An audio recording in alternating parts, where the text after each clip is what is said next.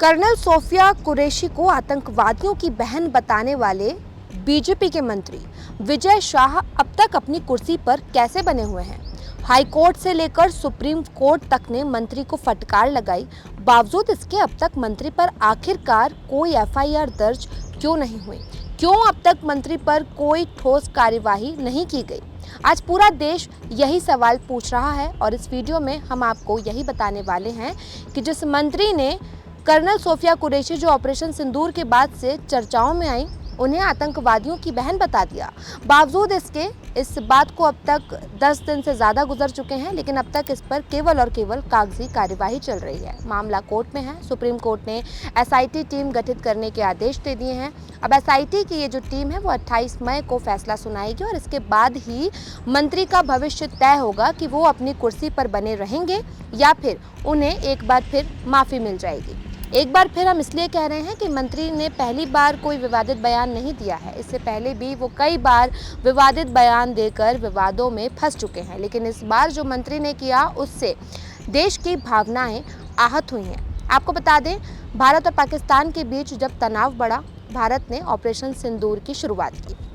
Operation सिंदूर से सुर्खियों में आई कर्नल सोफिया कुरैशी, जिन पर मध्य प्रदेश के कैबिनेट मिनिस्टर मंत्री विजय शाह ने एक बयान दिया। वो महू के एक कार्यक्रम में जनता को संबोधित कर रहे थे। इस दौरान उन्होंने ऑपरेशन सिंदूर पर बात की और कर्नल सोफिया कुरैशी को आतंकवादियों की बहन बता दिया। इस बयान के वायरल होने के बाद से पूरा देश आक्रोशित है।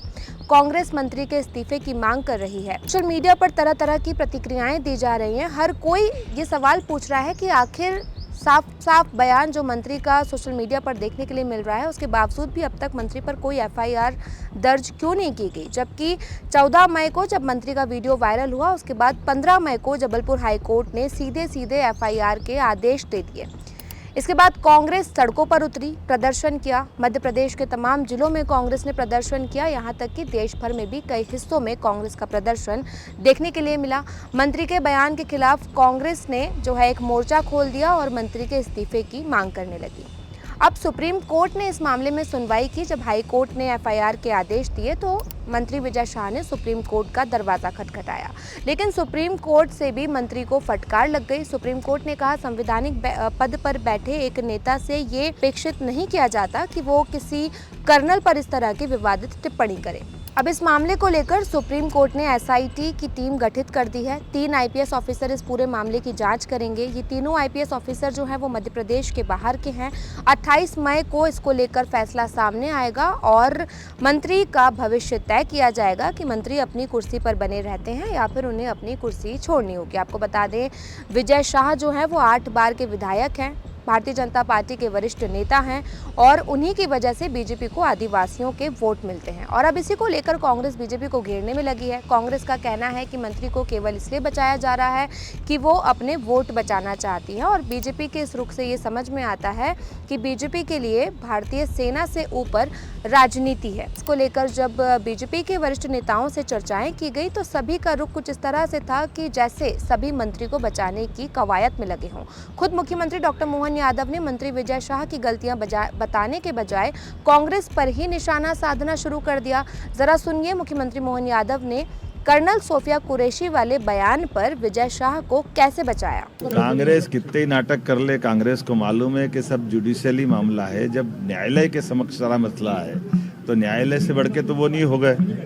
और जिस बात को लेके वो नाटक बता रहे हैं, नेता प्रतिपक्ष पे भी मुकदमा था, वो इस्तीफा अपने नेता प्रतिपक्ष से मांग ले।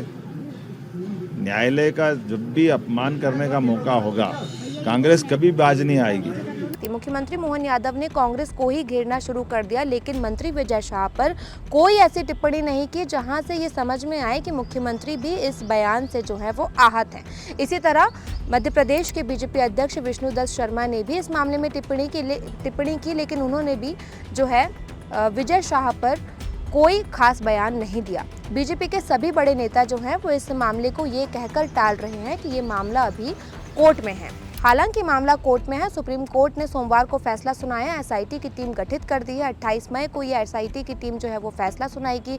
इसके बाद फैसला होगा कि मंत्री अपनी कुर्सी पर बने रहेंगे या नहीं। लेकिन इतना लंबे समय गुजरने के बाद भी मंत्री अभी तक अपनी कुर्सी पर बैठे हुए हैं।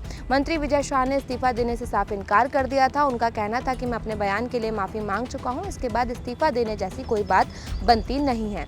हाईकोर्ट के बाद मामला सुप्रीम कोर्ट में चला गया है और मंत्री विजय शाह पर अब भी मुश्किलों की तलवार जो है वो लटकी हुई है। अब 28 मई को फैसला होगा और इसके बाद ही पता चलेगा कि मंत्री का भविष्य आखिर क्या है।